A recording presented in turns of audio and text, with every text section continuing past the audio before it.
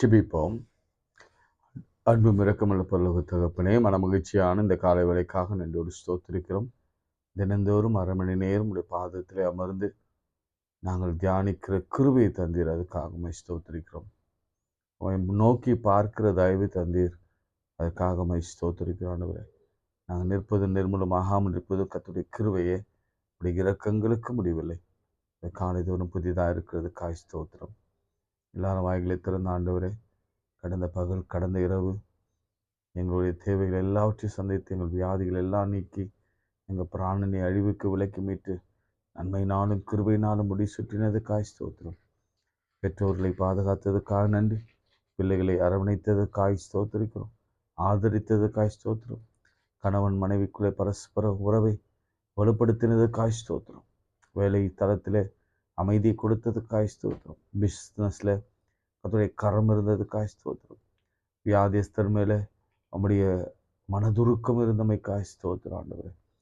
ஆண்டவர் எல்லா பலவீனங்களையும் மாற்றி எல்லா வலிகளையும் நீக்கி வேதனைகளை எல்லாம் போக்கி பரிபூர்ண சுகத்தோட இந்த நாள் காலையில் எழுந்து என் தேவனை துதிக்க நீ தந்த வாய்ப்புக்காக ஸ்தோத்திரம்னு சொல்லுங்க. எல்லாம் ஸ்தோத்திரம்னு சொல்லுங்க. ஆண்டவரே ஸ்தோத்திரம். ஆண்டவரே கர்த்தாவே ஸ்தோத்திரிக்கிறேன். கர்த்தாவே உமக்கு நன்றின்னு சொல்லுங்க. Thank you Lord. ஆண்டவரே உமக்கு ஸ்தோத்திரம். உமக்கு நன்றி ஆண்டவரே. தகப்பனே உமக்கு ஸ்தோத்திரம். பரிசுத்தாவியானவர் உமக்கு ஸ்தோத்திரம். என்னை நடத்துகிறவரே, இதை விசாரிக்கிறவரே, இதை பாதுகாக்கிறவரே உமக்கு ஸ்தோத்திரம். எங்களை காண்கிறவரே உமக்கு ஸ்தோத்திரம். பரலோகத்திலிருந்து எல்லாம் பார்த்து கொள்ளப்படும் என்று சொன்னவரே உமக்கு ஸ்தோத்திரம். எல்லா துதி கனமகிமும் சொல்லுவோம். இயேசுவின் நாமத்தில் ஜெபிக்கிறோம் நல்ல பிதாவே, ஆமென். துதித்து பாடிட பாத்திரமே துங்கவன் இயேசுவின் நாமம் அதே என்ற பாடலை நாம் பாடுவோம். துதித்து பாடிட பாத்திரமே துங்கவன் இயேசுவின் நாமம் அதே. துதித்து பாடிட பாத்திரமே துங்கவன் இயேசுவின் நாமம் அதே. துதிகளின் மத்தியில் வாசம் செய்யும் தூயனை நேயமாய் ஸ்தோத்தரிப்போமே. அற்புதமே அவர் நடத்துதலே, ஆனந்தமே பரமானந்தமே, நன்றியால் உள்ளமே மிக பொங்கிடுதே. நாம் அல்லேலூயா துதி சாற்றிடுவோம். நன்றியால் உள்ளமே மிக பொங்கிடுதே. நாம் அல்லேலூயா துதி சாற்றிடுவோம். கடந்த நாட்களில் கண்மணி போல் கருத்துடன் நம்மை காத்தாரே. கடந்த நாட்களில் கண்மணி போல் கருத்துடன் நம்மை காத்தாரே. கர்த்தரையே நம்பி ஜீவித்திட கிருபையும் மீந்ததால் ஸ்தோத்தரிப்போமே. அற்புதமே அவர் நடத்துதலே, ஆனந்தமே பரமானந்தமே, நன்றியால் உள்ளமே மிக பொங்கிடுதே. நாம் அல்லேலூயா துதி சாற்றிடுவோம்.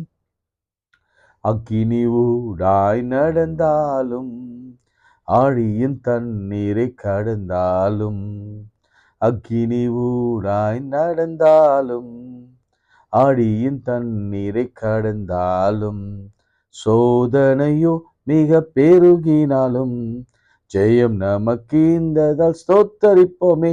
அற்புதமே அவர் நடத்துதலே, ஆனந்தமே பரமானந்தமே, நன்றியால் உள்ளமே மிக பொங்கிடுதே. நாம் அல்லேலூயா துதி சாற்றிடுவோம். இந்த வனாந்திர யாத்திரையில் இன்பரமேசு நம்மோடு இருப்பார்.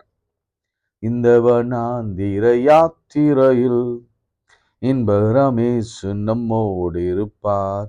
போகையிலும் நம் வருகையிலும் புகலிடமானதால் ஸ்தோத்தரிப்போமே. அற்புதமே அவன் நடத்துதலே, ஆனந்தமே பரமானந்தமே, நன்றியால் உள்ளமே மிக பொங்கிடுதே. நாம் அல்லேலூயா துதி சாற்றிடுவோம். நன்றியால் உள்ளமே மிக பொங்கிடுதே. நாம் அல்லேலூயா துதி சாற்றிடுவோம். கைகளை உயர்த்தி அக்னியின் ஊடாய் நடந்தாலும், கர்த்தர் எங்களை காப்பாற்றினாலும் காப்பாற்றாமல் போனாலும், இதுதான் ஷாத்ராக் மேஷாக் அபேத்நேகோவின் ஜெபம். அவருடைய விசுவாசம், அவர் எங்களை காப்பாற்றுவார், நிச்சயம் காப்பார். ஆனால் அப்படியும் என்னை காப்பாற்றாமல் போனாலும் நான் அவர் மேல் வைத்திருக்கிற நம்பிக்கையில ஒரு துளி விலக மாட்டேன். அக்னி வழியாக நடந்தாலும், ஆழியிலே கடந்தாலும், மரண இருளின் பள்ளத்தாக்கில் நடந்தாலும் பொல்லாப்புக்கு பயப்படேன். தேவரீர் என்னோடு கூட இருக்கிறீர், என் விசுவாசத்தை கைவிடேன். ஆண்டவரே, இந்த நாளிலும் கூட அந்த 4 வாலிபர்கள் தானியேலோடு சேர்த்து கர்த்தாவே அவர்களுக்கு கொடுத்த அந்த தைரியம், அந்த திட நம்பிக்கை, அந்த விசுவாசம் எல்லாவற்றையும் எங்களுக்கு தாரும் சுவாமி. தானியேலின் காரியம் என்றால் ஜெயமாய் முடிந்தது. இன்றைக்கு நிறைய வாலிப பிள்ளைகள் மனம் பேதலித்து தேவனை நோக்கி அவர் பெற்றோர்கள் கதறுகிறார்கள். கர்த்தாவே, அவர்களுக்கு நீர் இப்பொழுதே ஒரு தெளிந்த புத்தியை கர்த்தர் கொடுப்பீராக. சகல வியாதிகளையும் சகல மரண கட்டுகளையும் கர்த்தர் நீக்குவீராக. எல்லா பலவீனங்களையும் கர்த்தர் போக்குவீராக. எல்லா கடன்களையும் கர்த்தர் அடைப்பீராக. அதற்கேற்ற வழிகளை, வாசல்களை துறப்பீராக. எல்லா கேன்சர் கிருமிகள் தொண்டையில, நெஞ்சு பகுதியில, நுரையீரலில அல்லது ஏதாவது கட்டியின் வழியாக வந்திருக்கிற எல்லா கேன்சர்களையே இயேசுவின் நாமத்திலிருந்து இரவு பொழுது, காலை பொழுதுல மறைவதாக என்று நான் ஜெபிக்கிறேன். வெளிநாட்டிற்கான எல்லா உதவிகளையும் உபகரணங்களையும் செய்து கொடுப்பீராக. ஆண்டவரே, மாறுதலுக்காக ஜெபிக்கிறோம், ப்ரமோஷனுக்காக ஜெபிக்கிறோம். கர்த்தர் அதிசயம் செய்வீராக.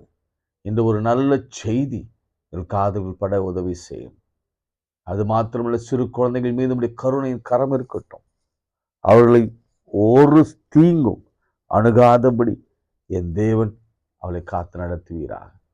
இயேசுவின் நாமத்தில் ஜெபிக்கிறோம் பிதாவே, ஆமென். பிரியமானவர்களே, நேற்று நெகேமியாவை பார்த்தோம். இன்று இன்னொருத்தரை பார்க்கலாம். நம்ம எல்லாரும் நன்கு அறிந்தவர் அவர் யோனா. யோனாவின் புத்தகம் 1072.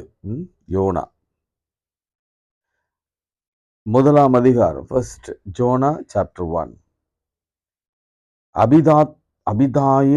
அபித்தாயின் குமாரனாகிய யோனாவுக்கு கர்த்தருடைய வார்த்தை உண்டாகி, நீ எழுந்து மகா நகரமாகிய நினிவேக்கு போய் அதற்கு விரோதமாய் பிரசங்கி, அவருடைய அக்கிரமம் என் சமூகத்தில் வந்து எட்டினது என்றார்.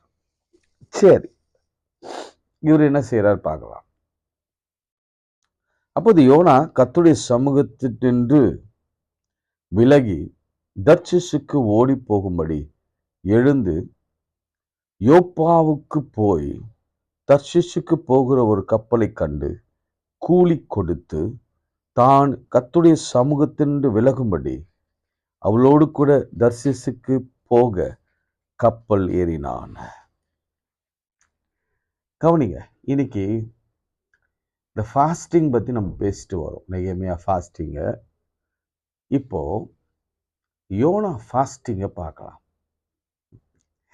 எப்படிங்க யோனா ஃபாஸ்ட் பண்ணாரு அப்படின்னு கேட்குறீங்களா? யோனா ஃபாஸ்ட் பண்ணணும்னு விருப்பமே இல்லை.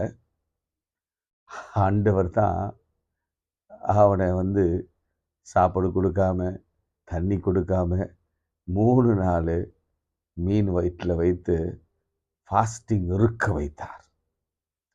சில நேரங்களில் நான் கூட இந்த லெந்து ஆரம்பித்ததுலேருந்து உங்களோட பேசி கொண்டு இருக்கிறேன்.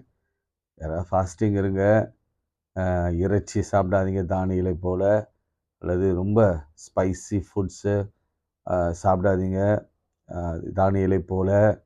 அதே போல் உபவாசம் இருந்து ஜெபம் பண்ணுங்க. 21 நாளாவது இருங்க, 3 நாளாவது இருங்க.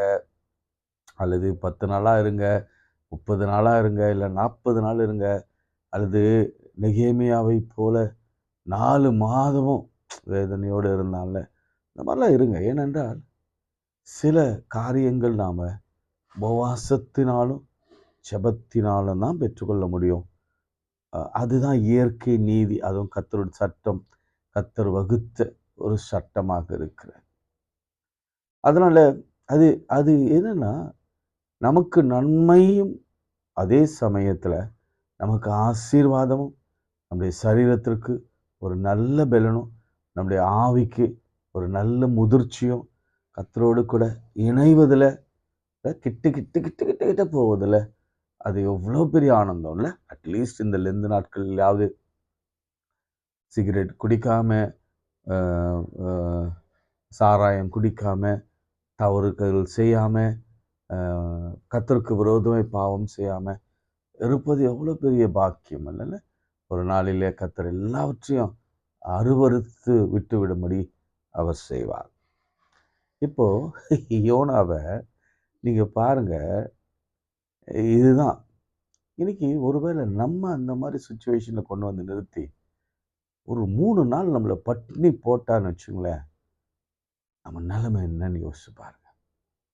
ஏன் ஆண்டவர் இந்த 3 நாள் யோனாவை பட்டினி போட்டார்? யோனா யார்? யோனா பற்றி சொல்லப்பட்டிருக்கிற வார்த்தைகள் என்ன? நீங்க தான் சொல்லணும். யோனா யாரு? யோனா தீர்க்கதரிசியா? இல்லை அப்படி அப்படி போட்டிருக்கா? அல்லது அவன் வார்த்தையை பிரசங்கின்னு சொன்னாரு ஆண்டவருடைய ஊழியக்காரனா என்பதெல்லாம் நீங்க எனக்கு எழுதி அனுப்புங்க. யோனாவின் கேரக்டர், அன்வான்ட் கேரக்டர்ஸை கொஞ்ச நேரம் நம்ம பார்க்கலாம். ஏன் ஆண்டவர் இந்த ஃபாஸ்டிங்கை நிர்பந்தம் பண்ணினார்? Why God forced Jonah to fast? இதுதான் இன்னைக்கு. ஒருவேளை நமக்கும் அந்த மாதிரி ஒரு நிலைமை வரக்கூடாது. வந்துருச்சுன்னா நம்ம அதை தப்பிக்கவும் முடியாது. இன்னொன்று சொல்கிறேன், எல்லாருக்கும் நல்ல கவனிங்க, எல்லாருக்குமே யோனாவை போல ஒரு 3 நாள் அல்லது வாழ்க்கையில் 30 நாளோ அல்லது 3 வாரமோ அல்லது 3 ஆண்டோ அல்லது 30 ஆண்டோ வெளிக்குள்ள இருக்கிற ஒரு அனுபவம், அதாவது வயிற்றுக்குள்ள இருட்டில் இருக்கிற ஒரு அனுபவம் வரும். ஏன்னா கேரக்டர், நம்முடைய கேரக்டர் தான். சரி, யோனாவின் கேரக்டர் பார்க்கலாம். First disobedient, கீழ்ப்படியாமை. ஃபர்ஸ்ட் ஏன் கர்த்தர் வெளிக்குள்ள அனுமதிச்சார்? அவர் சொன்னார், நீ நினைவேக்கு போய் பிரசங்கி. ஆண்டவர் சொன்ன வார்த்தை சிம்பிள். அக்கிரமம் என் சமூகத்தில் வந்து எட்டிட்டு இப்போ பிரசங்கி, அவ்வளோதான். அதுக்கு அவன் கீழ்ப்படியில. ஃபர்ஸ்ட் இன்னைக்கு நமக்கு இந்த பெலி அனுபவம் அல்லது இந்த மீன் வயிற்றுக்குள் இருக்கிற ஒரு அனுபவம், அந்த அனுபவத்திற்கான காரணம் என்ன தெரியுமா? டிஸ்ஒபீடியன்ட். ரெண்டாவது ran away. அது எப்படி வேணா சொல்லுங்க. he ran away from God. எப்படின்னா ஓடி போகும்படி. ஆங்கிலத்தில் என்ன போட்டிருக்குன்னு பாருங்க. ஓடி ஆண்டவரை விட்டு ஓடுகிறவர், ஆண்டவருக்கு ஒரு முதுகை காண்பிக்கிற. நம்ம ஒரு கிறிஸ்தவர்கள் தான். பிறந்ததுலேருந்து பாப்டிசம் எடுத்து வளர்ந்து ஆண்டவருடைய ஆலயத்திலே வளர்க்கப்பட்டு ஆண்டவரால் அநேக அற்புத அடையாளங்களையும் பெற்றுக்கொண்டு நல்ல திருமண வாழ்க்கை, நல்ல கல்வி, நல்ல வேலை, நல்ல ஊழியம், நல்ல பிள்ளைகள் எல்லாவற்றையும் பெற்றுக்கொண்டு, ஆனா ஆண்டவருக்கு நம்ம தேவை, நாம ஆண்டவருக்கு தேவை அப்படின்ற சமயத்துல அவருக்கு நம்ம முதுக காட்டி பல நேரங்களிலே நாம திரும்பி நிற்கிறோம். ஓடிட்டோம். நீங்க ஓடுங்க, அதான் சொல்றேன். நீ எவ்வளவு தூரம் ஓடினாலும் அங்க ஒரு பெலி இருக்கும். அங்கே ஒரு ஆழி இருக்கும், நீங்கள் அங்கே மாட்டுவீங்க. அதான் சங்கீதம் சொல்றேன், பாதாளத்தில் போய் படுக்க போட்டாலும், நான் ஆகாயத்தில் பறந்து போனாலும் அங்கேயும் உன் கரம் இருக்கிறது. ஆண்டவருக்கு மறைவா நம்ம எங்க ஓடி போக முடியாது. ஆண்டவராலே தெரிந்து கொள்ளப்பட்ட பிள்ளைகள் நிச்சயமாக அவரை விட்டு ஓடி போனா நிச்சயம் திரும்பி வந்து தான் ஆக வேண்டும். தேர்டு, அவன் ஆண்டவருடைய வார்த்தைய மதிக்கல. அவன் ஆண்டவர் வார்த்தைய அவன் ரெஸ்பெக்ட் பண்ணல. கடவுளுடைய வார்த்தை, God's word, he didn't respected God's word. கடவுளுடைய வார்த்தைக்கு செவி கொடுக்கல, செவி சாய்க்கல, கடவுளுடைய வார்த்தைக்கு ஒபே பண்ணல. அதுக்கு அவன் காது கொடுத்து கேட்டு அதற்கு அடிபணிந்து நடக்கல. இப்போ இது வேதத்தை எழுதி கொடுத்தேன், நீங்க இதை அந்நிய காரியமாக்கினீங்க. நீங்க வேதத்தை நேசித்தா நான் உங்க பிள்ளைகளை நேசிப்பேன். நீங்கள் வேதத்தை மறந்தால் நான் உங்க பிள்ளைகளை மறப்பேன். நான் உங்களை மறக்க மாட்டேன்னு சொல்ல ஆண்டவர். நம்ம வேதத்தை மறந்தா அவர் யாரை மறப்பாரா? பிள்ளைகளை மறப்பார். ஆண்டவருடைய வார்த்தைக்கு செவி கொடுக்கணும். ஆண்டவருடைய வார்த்தை மிக மிக மிக மிக மிக மிக மிக அற்புதமான வார்த்தை. அதுக்கு நாம கீழ்ப்படிந்தே ஆக வேண்டும். இன்னொன்று சொல்ல போனா, இன்னொரு கேரக்டர் அவனுக்குள்ள இருந்தது, எரிச்சல், கோபம். நினைவே அந்த நிகழ்ச்சி நடக்காம போன போது முதல்ல இருந்து அவன் ஆண்டவர் மேல ஒரு எரிச்சலோட தான் இருந்தான். ஆண்டவர் அது மன்னிச்ச பிறகு இன்னும் எரிச்சல் ஜாஸ்தி ஆயிடுச்சு. அவன் கேட்ட கேள்வியெல்லாம் பார்த்தீங்கன்னா பயங்கர ஆச்சரியமா இருக்கும். நமக்கே கோபம் வர்ற மாதிரி சில கேள்விகளை அவன் ஆண்டவரை நோக்கி அவன் கேட்பான். அதனால எரிச்சல் உள்ள ஒரு மனுஷன். சரி, இந்த கேரக்டர்ஸ் நமக்கு இருக்கிறதா? நம்மளுக்குள்ள இருக்கா பாருங்க. டிஸ்ஒபீடியன்ட், ஆண்டவருடைய வார்த்தைக்கு கீழ்ப்படியாத தன்மை.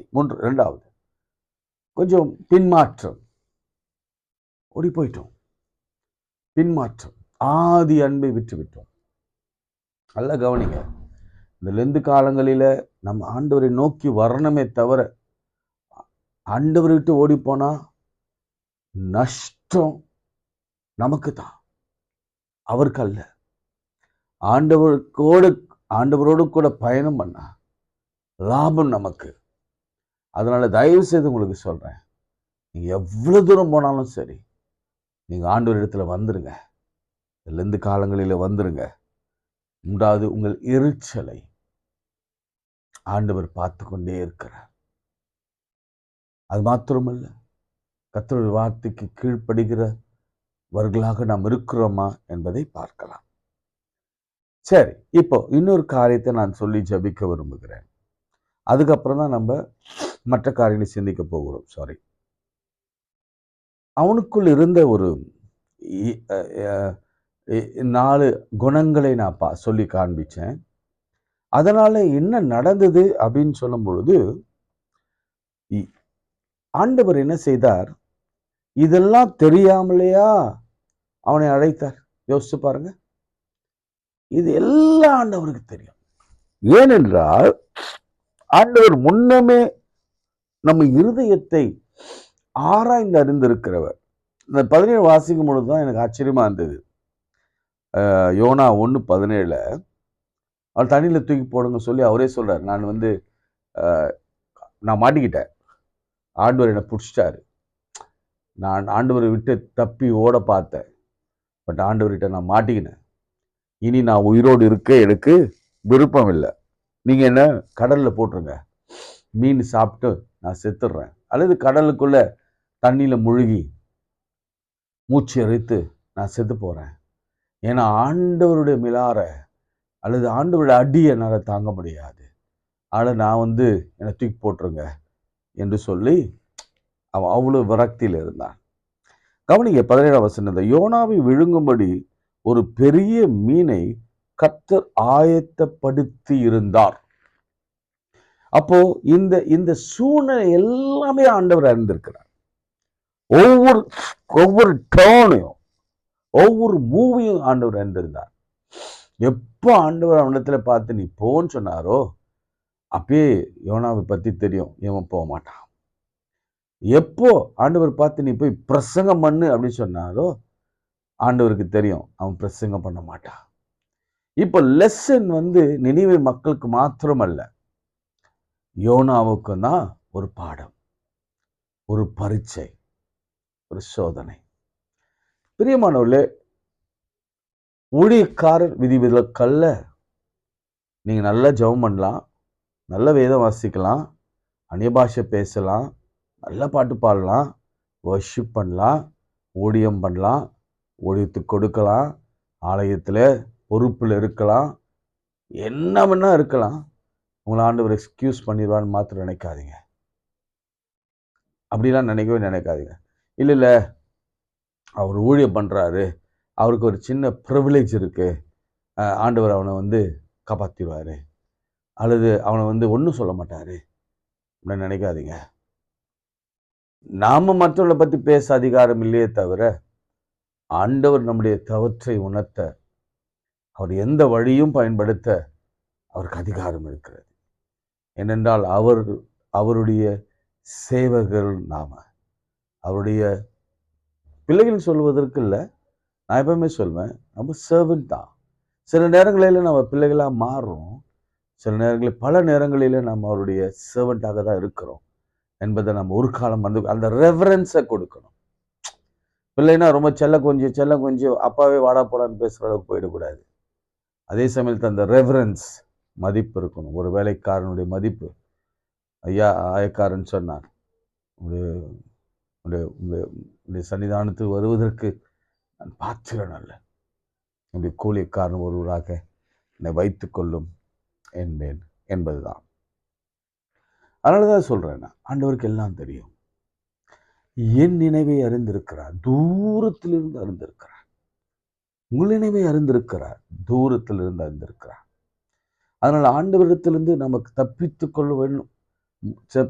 கொள்கிற எண்ணம் நமக்கு எப்போதும் வரக்கூடாது. அவர் கண்டிப்பாக பிடிச்சிடுவார். அவர் வலையை போட்டு பிடிப்பார், தூண்டில போட்டு பிடிப்பார். அதனால தான் நீங்கள் நல்லா கவனிங்க, ஆண்டவர் கூப்பிடும்போது வந்துடணும். வந்துட்டா ரொம்ப சேஃபாக ஆண்டவர் கையில் ஹேண்டில் பண்ணுவார். கொஞ்சம் நம்ம முரட்டு பிடிச்சோம்னா கொக்கி வரும். கொக்கி ஃபிஷ்குள்ளே எப்படி போகும், மாட்டிக்கிட்டு வாயில கிழிஞ்சு போய் அவ்வளோதான். அதுக்கப்புறம் அது சில அந்த ஸ்டோரியில் அந்த ரியலிஸ்ட்ரேஷன் அவங்களுக்கு தெரியும். அதே மாதிரி தான், நல்லா கவனிங்க, நம்ம வான்னு சொன்னும் பொழுது வந்துடணும். வலையில் சிக்கும் பொழுதே சிக்கிடணும். இந்த வலையில் சிக்காமல் நழுவ பார்த்தோம்னா கொக்கியில் மாட்டுவோம். கொக்கியில் மாட்டினோம்னா நிச்சயம் வலிக்கும். வலியோடு தான் ஆண்டவர் கையில் போய் சேருவோம். அதனால் அப்படி ஒரு நிலைக்கு நம்ம தள்ளக்கூடாது. திரும்பி நான் உங்களுக்கு சொல்ல விரும்புகிறேன், அவனுடைய எப்படி அவனை ஃபாஸ்டிங்கில் என் ஆண்டவர் நடத்தினார் என்பதை நான் உங்களுக்கு சொல்லி கொண்டிருக்கிறேன். அவர் ஆயத்தப்படுத்தி வைத்திருந்தார். அந்த மீன் வயிற்றிலே யோனா ராப்பகல் 3 நாள் இருந்தான். ஆச்சரியம் பாருங்க, ஆச்சரியம். 3 நாள் ராப்பகல் இருந்தான். அவன் இருந்த பொழுது ஒரு ஜெபம் பண்றான். அந்த ஜெபத்தில் ஒரு 7 காரியங்களை நான் உங்களுக்கு சொல்லிட்டு நாளைக்கு அதை நான் கொஞ்சம் எலாபரேட்டாக விளக்கி நான் ஜெபிக்க விரும்புகிறேன். இப்போ நம்ம மாட்டிக்கிட்டோம், கம்பல்சரி ஃபாஸ்டிங் அப்படி ஒரு நிலைமைக்கு கொண்டு வந்துட்டார்.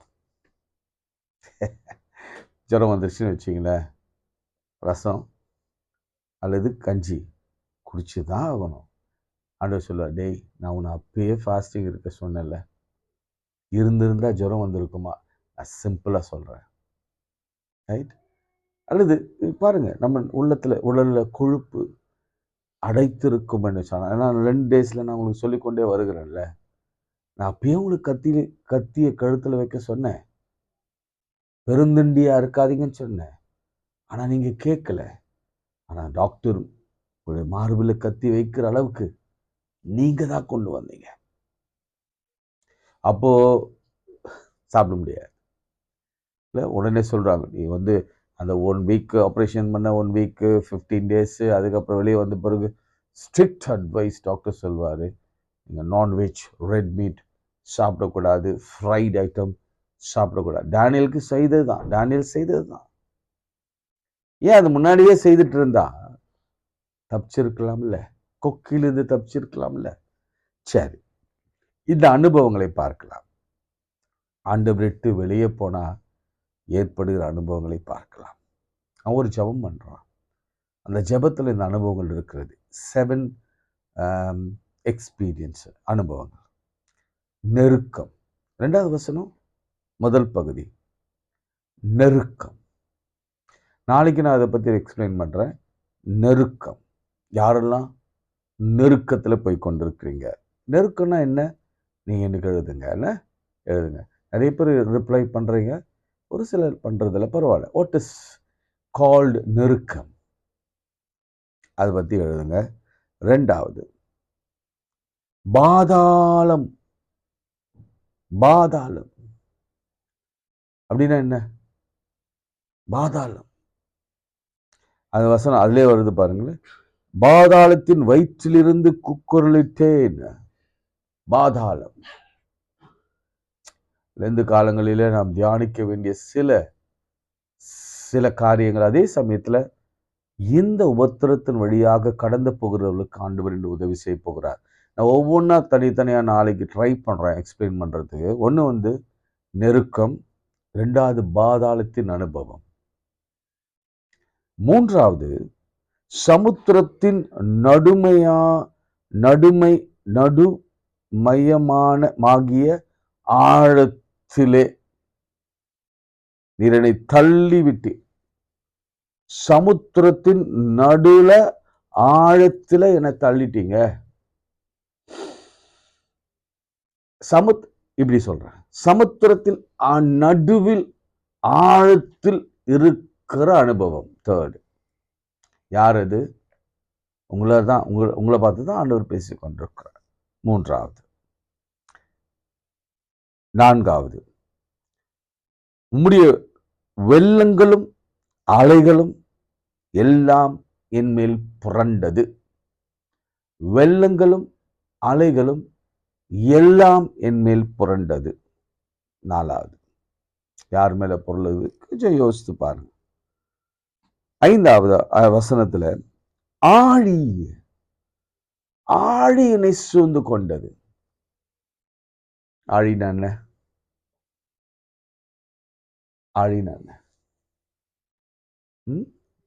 ரைட். ஆழி என்னை சூழ்ந்து கொண்டது. பர்வதங்களின் 6ஆம் வசனம், அடிவாரங்களில் பரியந்தமும் இறங்கினேன். பர்வதங்களின் அடிவாரங்களில். இதெல்லாம் நீங்க இங்கிலீஷ்ல டிரான்ஸ்லேட் பண்ணி வாசிக்கணும். அப்படி வாசிக்கும் பொழுதுதான் அதனுடைய முழு எக்ஸ்பீரியன்ஸ், நாம போகிற பாதை நமக்கு தெரியும். நான் திரும்ப சுவாசிக்கிறேன். பர்வதங்களின் அடிவாரங்கள், பர்வதம்னா மலைகள், அதனுடைய அடிவாரங்கள் பரியந்தமும். பர்வதங்களில் தான் ஆண்டவர் இருப்பார், நாம் இருக்க வேண்டிய இடம் அதுதான். ஆனால் இப்போ எங்கே வந்துட்டோம்? அடிவாரங்களில். சரி, ஒன்று நாளைக்கு எக்ஸ்பிளைன் பண்ணுவோம். பூமியின் தாழ்பாள்களில் என்னென்றுக்கும் என்னை அடைத்திருக்கிறது. பூமியின் தாழ்பாள்கள் என்னை அடைத்திருக்கிறது. இதுதான் 7 பூமியின் தாழ்பாள்கள். ஒவ்வொன்றா சொல்றேன். இந்த பாதையில நீங்க போய் கொண்டிருந்தா, இந்த உபவாச நாட்கள் நீங்க இன்றைக்கு கூட ஆரம்பிக்க, ஒன்றும் தப்பில்லை. ஆண்டவர் உங்களை உபவாச நிர்பந்தம் பண்ணுவதற்கு முன்பாக, உபவாசிக்க நிர்பந்தம் பண்ணுவதற்கு முன்பாக நீங்களாகவே உபவாசத்தோடும் ஜெபத்தோடும் விண்ணப்பத்தோடும் உட்கார்ந்து நெகேமியாவை போல ஆண்டவரை தேட ஆரம்பிங்க. தானியேலை போல, எஸ்தரை போல, தானியேலை எஸ்தரை இயேசுவை போல. திருப்பி அந்த 5-7 குறிப்பை நான் சொல்லிட்டு நான் ஜெபிக்கிறேன். யார் அந்த நெருக்கத்தில் இருக்கிறவர்கள்? உங்களை பார்த்து தான் ஆண்டவர் இன்று பேசி உங்களுக்கு ஒரு அற்புதத்தை செய்ய போகிறார். பாதாளத்தின் வயிற்றிலிருந்து குக்கரல் இடுகிறவர்கள் யார்? சமுத்திரத்தின் நடு மையத்தில் ஆழத்தில் இருக்கிறவர்கள் யார்? வெள்ளங்களும் அலைகளும் மோதிக்கொண்டே அலைமேல் அலைனாவே அப்படிதான் இல்ல, ஒன்னு போனா ஒன்னு, அதுதான் வெள்ளங்கள் அலைகள். ஆழி, அதுதான் எனக்கு தமிழ் ஆங்கிலம் ஆழின்னா புரியுது எனக்கு. நம்ம ஆழி பத்தி நிறைய பார்த்துருக்குறோம்.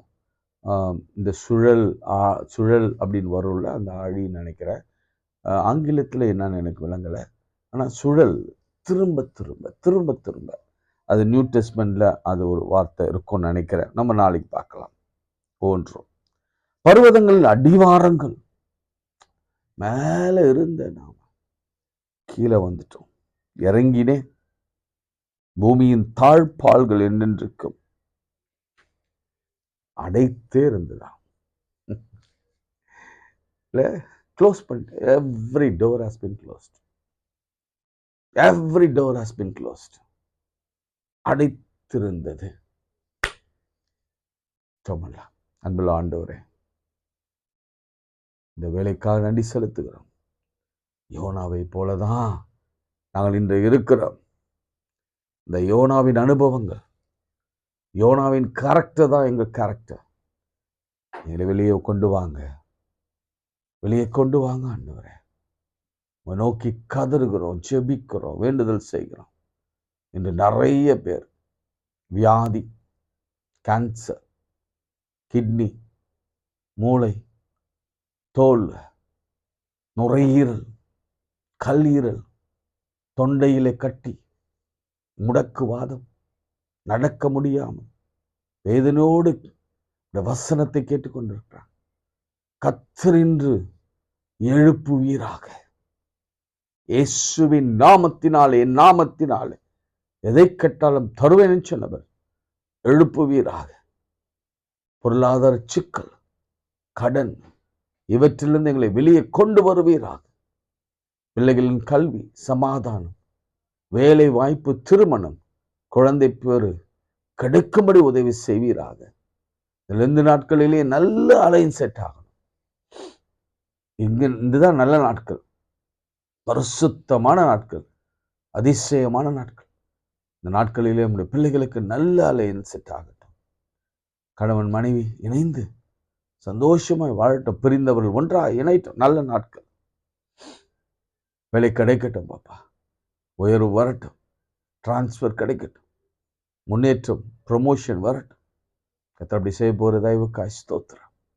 இதை பார்க்கிற ஒவ்வொரு குடும்பங்களில ஆச்சரிய அற்புதங்களை செய்வீராக. யோனாவுக்கு செய்தது போல. ஏன்னா அதுக்கு பிறகு வருகிற காரியங்களை நாம் பார்க்க போகிறோம். யோனாவுக்கு அற்புதம் செய்தது போல, யோனாவுக்காக ஆயத்தம் பண்ணி வைத்தது போல, யோனாவை பாதுகாத்தது போல, யோனாவை கொண்டு வந்து வெளியிலே கொண்டு வந்து கக்கினது போல, கர்த்தர்கள் வாழ்க்கையில வெளியே கொண்டு வரப்போகிற கிருபைக்காய் ஸ்தோத்திரம். எல்லாவற்றிலிருந்து வெளியே வரும்போது காய் ஸ்தோத்திரம்.